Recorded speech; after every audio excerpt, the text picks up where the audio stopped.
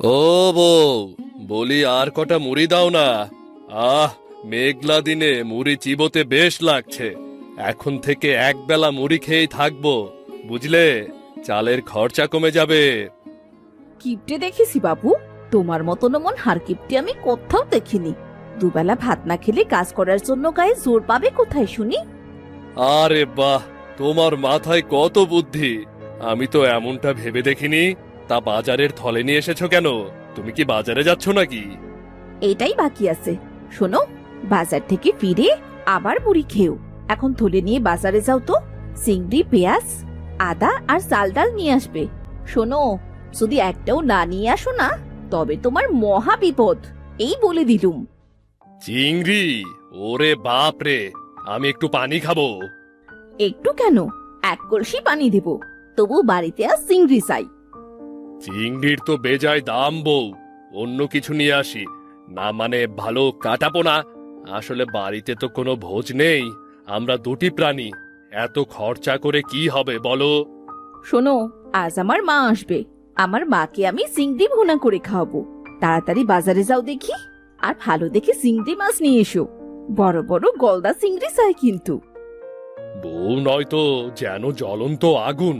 চাল ধুয়ে মাথায় দিলে ভাত ফুটে যাবে। না কুচু মেয়ে যে কেন বিয়ে করতে গেলাম। যাই, বাজারে যাই, নয়তো আর রক্ষা নেই। বিড়বিড় করো না তো, যাও। এমন ফ্যালফেল করে তাকিয়ে কি দেখছো?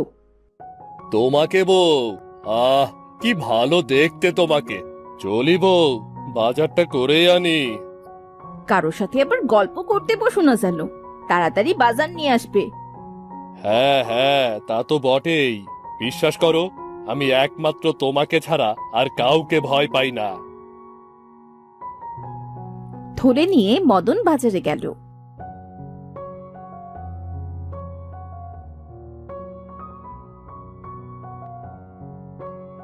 মেঘলা দিনের জন্য আজ বাজারে তেমন ভিড় নেই।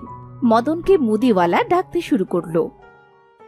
মদন ভাই, হাতে থলে নিয়ে বাজারে এলে, কি ব্যাপার? থলে হাতে মানুষ বাজারে কেন আসে? বাজার কি দর্শনীয় স্থান নাকি যে ঘুরতে আসবো? আহা, রাগ করছো কেন? এত বড় থলে, তাই জানতে চাইলাম। বাড়িতে শাশুড়ি মা আসবে, বউ এত বড় এক ফর্দের নাম বলে দিয়েছে। কি করব বলুন? ভদ্রলোক, তাই বউকে ভয় পাই। এলাম থলে হাতে। পুরুষ মানুষের আর কাজ কি? ঘরে গিন্নিকে ভয় পেয়ে চলতে হয়, তারপরে আবার আরেক ভয়ের নাম শাশুড়ি। তা কি লাগবে বলো?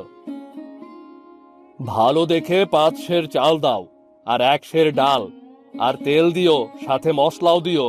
দেখো বাপু, ভুল যেন না হয়। আরে না না, ভুল হবে কেন?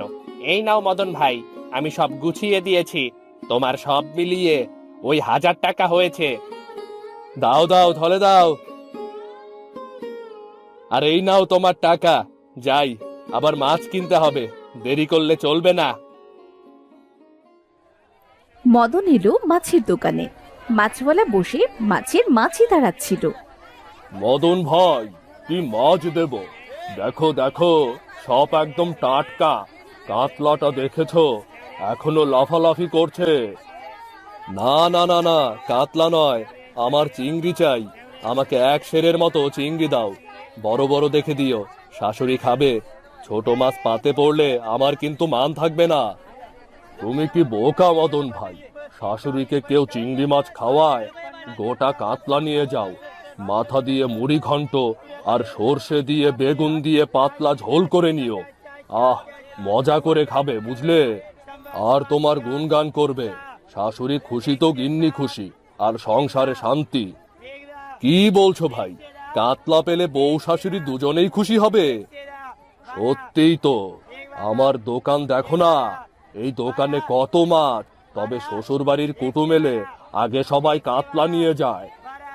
তবে আমাকে সবচেয়ে বড় কাতলাটাই দাও না।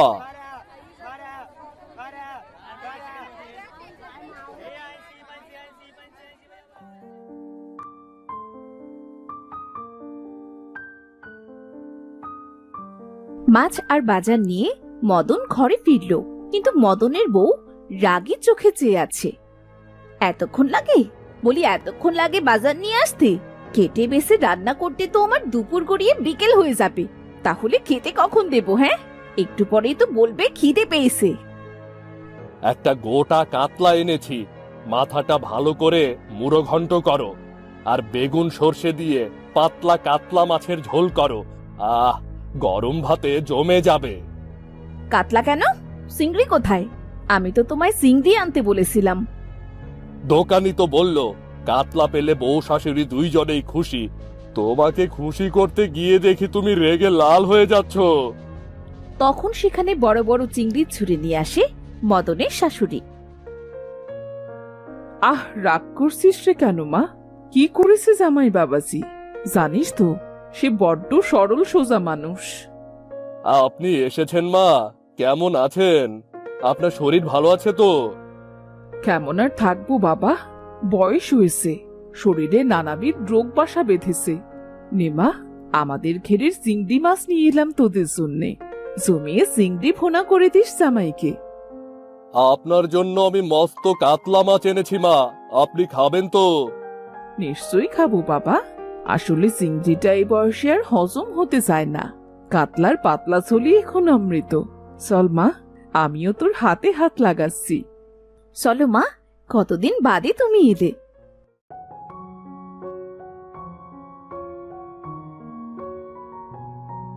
মদনের বউ আর শাশুড়ি রান্নার কাজে ব্যস্ত হয়ে পড়ে, কিন্তু মদনের মাছওয়ালার উপর খুব রাগ হয়।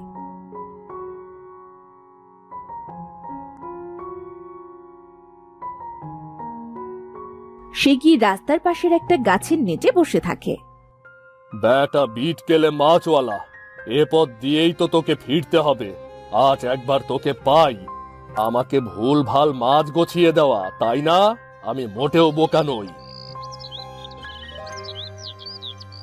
মদন অনেকক্ষণ ধরে গাছের নিচে মাছওয়ালার জন্য অপেক্ষা করতে থাকে। মাছওয়ালা সব মাছ বিক্রি করে হাসি মুখে ঘরে ফিরছিল। রাস্তার মাঝে মদনকে দেখতে পেয়ে সে মদনের কাছে এলো।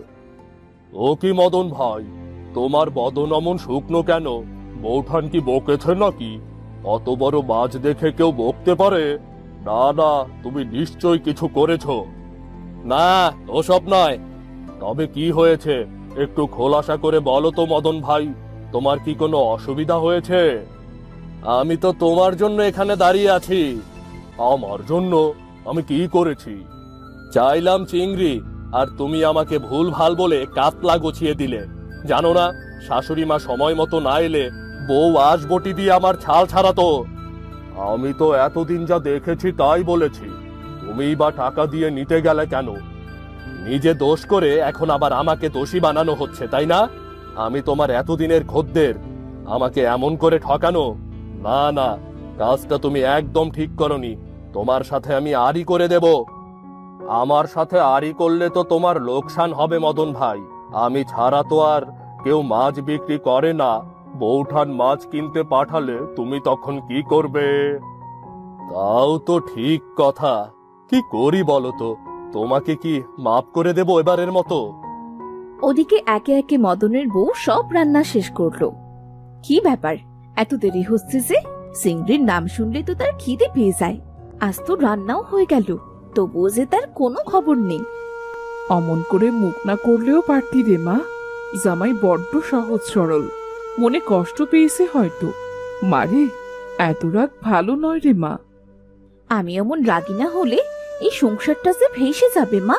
ও নিয়ে তুমি ভেবো না, তুমি হাত মুখ ধুয়ে নাও, আমি ওকে ডেকে আনছি।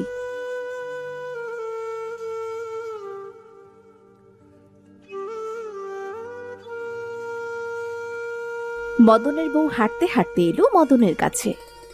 মদন ভাই, বৌঠান আসছে, দেখে মনে হচ্ছে বড্ড চোটে আছে। তুমি সামলাও, আমি এখন পালাই। বলি, তোমার কেমন আক্কেল? হ্যাঁ, কখন রান্না করে বসে আছি, সেই তুমি ভর দুপুরে গাছের নিচে দাঁড়িয়ে আড্ডা দিচ্ছ। চলো বাড়িতে চলো।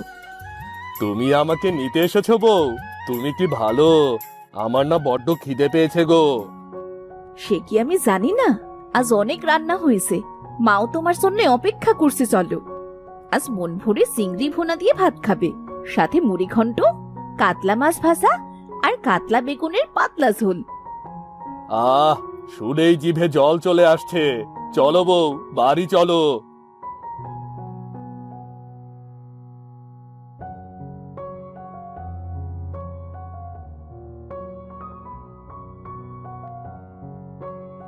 ঘরে ফিরে মদনের বউ আর শাশুড়ির সাথে একসাথে খাবার খেতে বসে। বাহ, কাতলা মাছটা বেশ সুস্বাদু হয়েছে। বাবা জীবন তবে বাজার করতে শিখেছে। আপনার ভালো লেগেছে মা?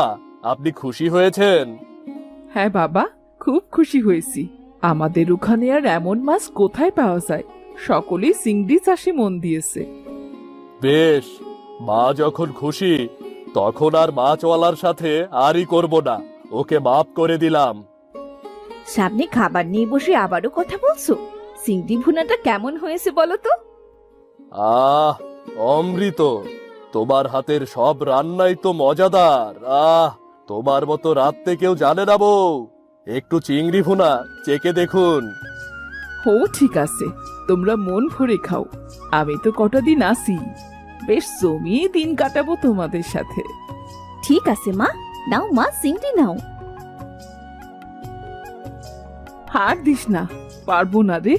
তুই বরং বাবা জীবন খেতে, বেচারা চিংড়ি খেতে বড্ড ভালোবাসে। আপনি খুব ভালো মা। ও বউ, আর একটু ভাত আর চিংড়ি দাও। আহ, কি যে মজা!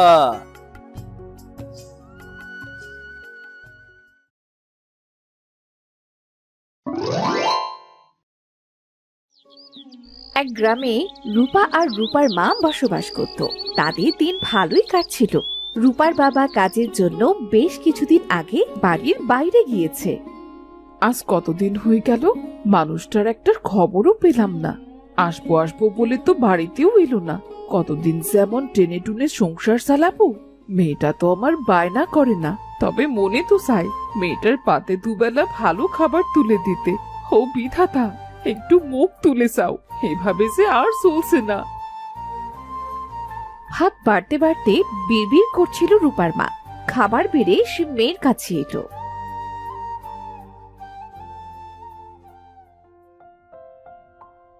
রূপা, এই নে, ভাত খেয়ে নে। তোর জন্যে ভাত এনেছি মা। কি দিয়ে ভাত এনেছো মা? ভাত আর কচু শাক ভর্তা। শাক ভাত খেতে খেতে আর ভালো লাগছে না মা, আমি খাবো না। তুমি বলো না মা, প্রতিদিন একই খাবার কারো মুখে রোসে? লক্ষ্মী মেয়ে আমার, খেয়ে নে। তোর বাবা কতদিন হলো আসেনি, ঘরে কোনো টাকা পয়সাও সে নেই। সে তোকে ভালো মন্দ খাওয়াবো।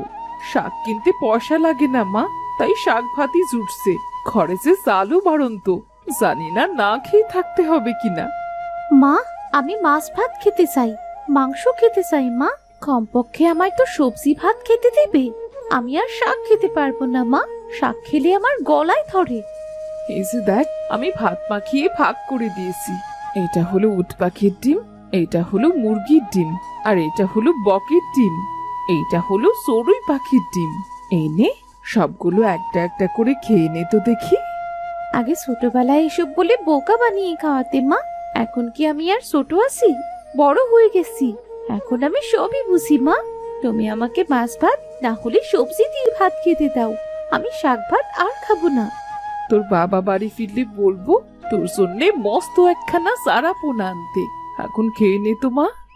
কতদিন হয়ে গেছে বাবা বাড়িতে আসে না, কোনো খবরও তো পাঠায় না মা।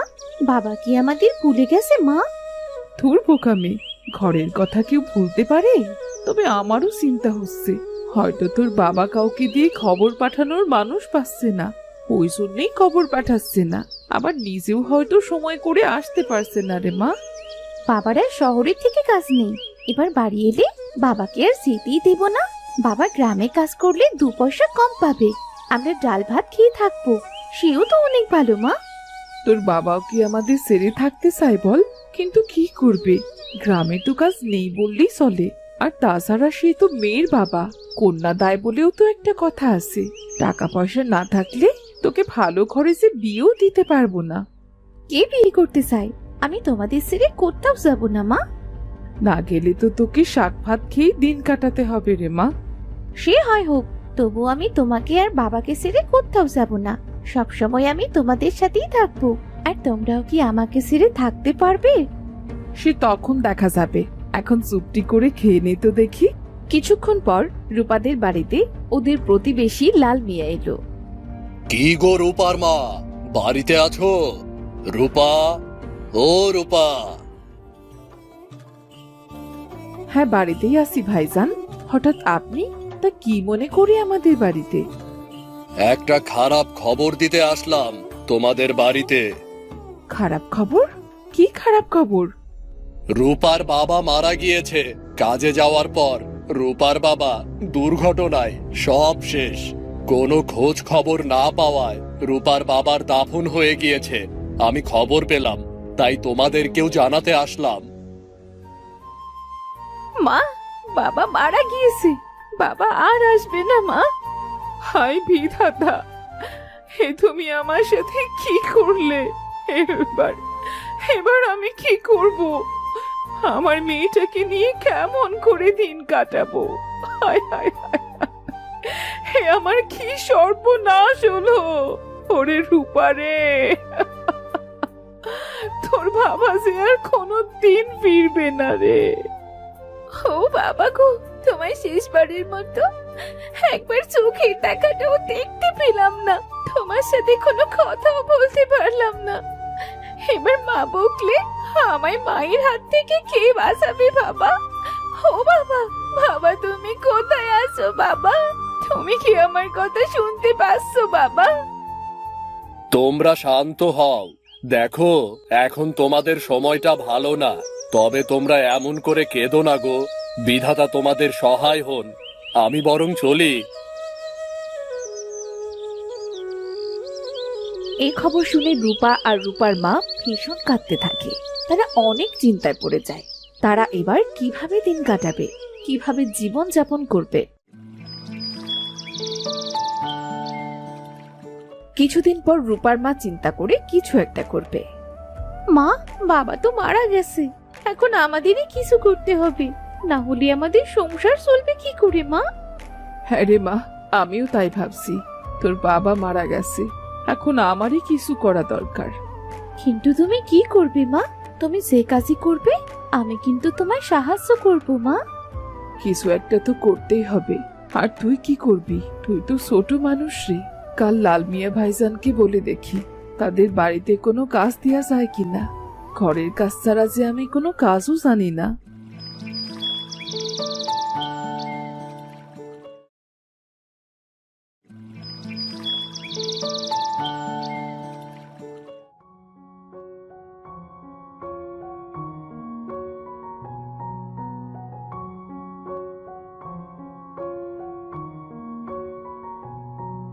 ভাইজান, একটা কাজের কথা বলতে চাচ্ছিলাম।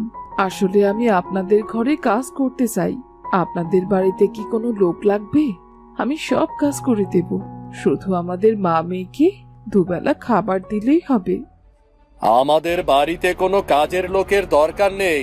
আমাদের বাড়িতে কাজের লোক আছে। আসলে বুঝতেই তো পারছেন, বিপদে পড়েছি। রূপার বাবা মারা গেছে। এখন তো কিছু করে আমাদের দুজনে চলতে হবে। আপনি যদি দয়া করে আপনাদের বাড়িতে কাজ দিতেন তবে আমাদের খুব উপকার হতো। বলছি না আমাদের বাড়িতে কোনো কাজ নেই। তুমি যাও এখন আমাদের বাড়ি থেকে। অযথা বিরক্ত করতে আসছে। আমি কি তোমাদের জন্য কাজ নিয়ে বসে আছি নাকি? যত সব। লাল মিয়া অনেক অপমান করে রূপার মাকে তাড়িয়ে দেয়। রূপার মা অনেক কষ্ট পায়। কষ্ট পেয়ে সে বাড়িতে ফিরে আসে। লাল মিয়া তো কোনো কাজই দিল না। এবার কি করব? তোকে আমি উপোস থেকে কষ্ট পেতে কেমন করে দেখব? বিধাতা আমাদের কেন এত শাস্তি দিলেন? তুমি কেঁদো না মা, একটা না একটা উপায় ঠিকই চলে আসবে দেখো। আচ্ছা মা, তুমি তো কত ভালো রান্না করো। যদি আমরা একটা খাবারের হোটেল দিই? খাবার হোটেল ভালোই তো হয়, কিন্তু খাবার হোটেল দিলে তো অনেক জিনিসপত্র লাগে। আমাদের কাছে টাকা কই? নিজেরাই তো ভাত খেতে পাই না। এক কাজ করলে কেমন হয় মা? আমরা মহাজনের কাছ থেকে কিছু টাকা ধার নিয়ে খাবার হোটেল দিই, আর তারপর আস্তে আস্তে মহাজনের সব টাকা শোধ করে দেব। হ্যাঁ, তা তো ভালোই হয়, কিন্তু মহাজন কি টাকা দেবেন? হতাশ হয়ো না মা, আমাদের কিছু না কিছু করতেই হবে বলো। এমন করে চললে তো চলবে না। দরকার পড়লে বাড়িটা বন্ধক দিয়ে দাও মা। এসব তুই কি বলছিস? বাড়িটা হাতছাড়া হয়ে গেলে আমরা থাকবো কোথায়? আমাদের আর কিছু খোয়া যাবে না মা। বাবার চেয়ে তো বড় আর কিছু নেই। যখন তাকেই হারিয়ে ফেললাম, এখন আর কি হারানোর বাকি আছে? সাহস নিয়ে বরং একবার দেখি না কি হয়। এই কদিনেই তুই অনেক বড় হয়ে গেছিস রে মা। খাবার নিয়ে বায়না করিস না, মুখ বুঝে সব সহ্য করিস। আমি এখনই যাচ্ছি মহাজনের কাছে। আশা করি মহাজন আমায় খালি হাতে ফিরিয়ে দেবেন না, কারণ মহাজনের স্ত্রী যে আমার বাল্য সই। আমি চলি রে মা।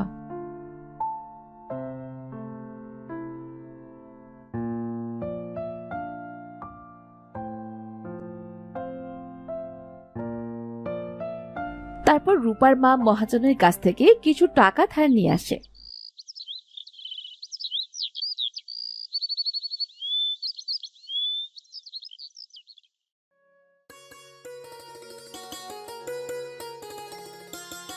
মহাজন কি টাকা ধার দিয়েছে মা? হ্যাঁ দিয়েছে, তবে বলেছে তাড়াতাড়ি শোধ করে দিতে। হ্যাঁ মা, আমরা সবার আগে মহাজনের টাকা শোধ করে দেব। তাহলে মা, এখন আর বসে না থেকে চলো তাড়াতাড়ি এবার হোটেল দেবার কাজ শুরু করে ফেলি। হ্যাঁ চল।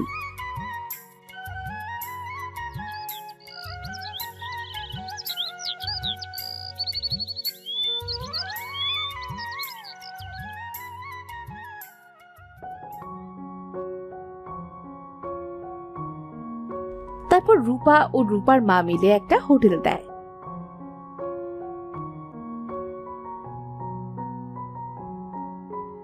তাদের হোটেল বেশ ভালোই চলতে থাকে। তারপর তারা মহাজনের টাকাও শোধ করে দেয়। মা, আমাদের মহাজনের থেকে নেওয়ার ঋণ শোধ হয়ে গেছে মা। এখন আমাদের ব্যবসাটা দাঁড়িয়ে গেছে। কিন্তু দিন দিন মানুষজন একই রকমের তরকারি খেতে খেতে বিরক্ত হয়ে গেছে। এবার কি করব? হ্যাঁ তাই তো দেখছি, মানুষের ভিড় অনেকটাই কমে গেছে এখন। মনে হয় মাছ মাংস আর ডিমের ঝোলের সাথে আমাদের অন্যরকম খাবার যোগ করা লাগবে। কিন্তু মা, অন্যরকম খাবার দিলে তো বেশি খরচা হবে। বেশি দামে মানুষ কি খাবার খেতে চাইবে? না রে মা, আমি কারো থেকে বেশি টাকা নেবার কথা বলছি না। আমাদের এখানে কচু শাক সারা বছর পাওয়া যায়। আমরা যদি কচু শাক ভর্তা ফ্রিতে দেই তাহলে স্বাদেরও বদল হবে, আর ভর্তা খেলে মানুষের রুচিও বাড়বে। হ্যাঁ মা, আমাদের এখনই উচিত নতুন কোনো কিছু তৈরি করে বিক্রি করা। তাহলে মানুষজনের সেটার প্রতি আগ্রহ তৈরি হবে। তুমি যখন বলছো, তবে ভাতের হোটেলে আজ থেকে কচু শাক ভর্তা দেওয়া শুরু হবে। তুই দেখিস, মানুষ এটা অনেক পছন্দ করবে। আসলে আমরা তো বাঙালি, ভর্তা আমাদের প্রিয় খাবার, আর কচু শাক হলো বাঙালির আবেগ। আচ্ছা, তুমি যখন বলছো তাহলে তাই করো মা।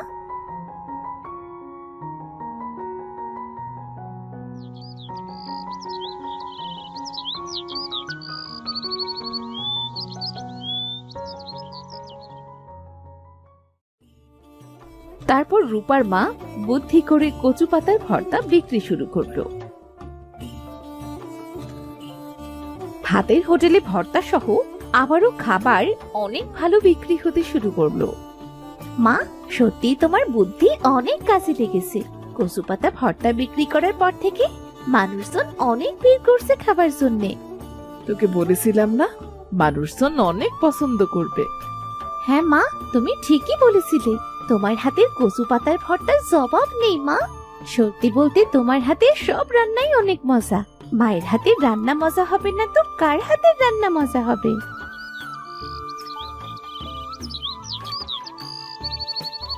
রূপার মা, মহাজন, আপনি আমাদের হোটেলে আসুন, আসুন বসুন।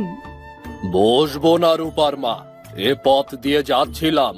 তোমাদের হোটেল আর তোমাদের উন্নতি দেখে বেশ খুশি হলাম। তোমরা এভাবেই এগিয়ে যেও। সবই আপনার দয়া। সেদিন আপনি টাকাগুলো ধার না দিলে কিছুই হতো না। তবে আজ যখন নিজে থেকে আমাদের হোটেলে এসেছেন, তখন দুটো ভাত না খেয়ে আপনাকে ছাড়ছি না। না গো রূপার মা, বাড়িতে অতিথি এসেছে, তাদের সাথেই খেতে হবে। তবে তোমার হোটেলের বিখ্যাত কচু পাতার ভর্তা সাথে না নিয়ে যাচ্ছি না। দাও আমাকে, জন 5 লোকের জন্য কচু শাক ভর্তা দাও। আর বলো কত হলো? এই নিন মহাজন কাকা, মন ভরে খাবেন, কোনো পয়সা দিতে হবে না। আমার মায়ের হাতের এই ভর্তা সকলের জন্য বিনামূল্যে। বাহ, খুব ভালো। তোমরা এগিয়ে যাও। আজ যদি খেয়ে ভালো লাগে তবে আবার আরেকদিন না হয় আসবো। এখন চলি তাহলে। রূপা আর রূপার মায়ের ভাতের হোটেল বেশ ভালোভাবে চলতে থাকে। ওদের আর কোনো অভাব থাকে না। ওদের আবার সুদিন ফিরে আসে।